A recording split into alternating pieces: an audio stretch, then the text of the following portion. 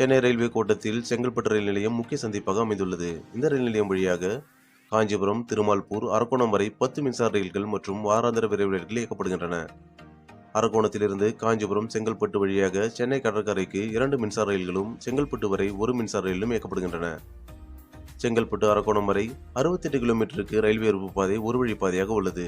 இந்த இருப்பு பாதையில் செங்கல்பட்டு, ரெட்டிப்பாளையம், பாலூர், பழைய சீவரம், வாலாஜாபாத், அத்தப்பேட்டை, காஞ்சிபுரம், திருமால்பூர், தக்கோலம் வரை உள்ள ரயில் நிலையங்களில் மின்சார ரயில்கள் நின்று செல்கின்றன.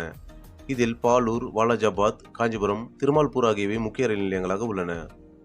காஞ்சிபுரம், வாலாஜாபாத், பாலூர் உள்ளிட்ட பல்வேறு கிராமங்களை சேர்ந்தவர்களில் பலர் உயர்நீதிமன்றம் மற்றும் அரசு அலுவலகங்கள், தனியார் நிறுவனங்களில் பணிபுரிந்து வருகின்றனர். இவர்கள் தினமும் மின்சார ரயிலில் சென்று மீண்டும் இதே ரயில்களில் வீடு திரும்பி செல்கின்றனர். இது மட்டுமின்றி காஞ்சிபுரத்திலிருந்து செங்கல்பட்டு கலெக்டர் அலுவலகம், நீதிமன்றம் உள்ளிட்ட அரசு அலுவலகங்களுக்கு ஊழியர்கள் பலர் ரயிலில் வந்து செல்கின்றனர். அந்த வகையில்